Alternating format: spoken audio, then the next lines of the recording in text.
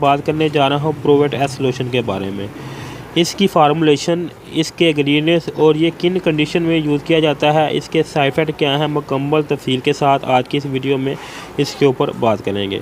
ये दो चीज़ों की कंपोजिशन है, जैसे बेटामेथिसोन, डिप्रोपोजिनेट और सिलिसिलिक एसिड।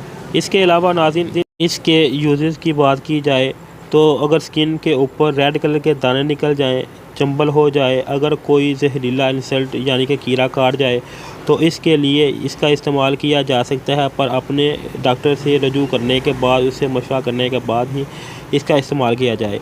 इसके अलावा स्किन के ऊपर रेड कलर के दाने निकल आएँ तो इसके ऊपर भी प्रो एस लोशन जो है इसका यूज़ किया जाता है।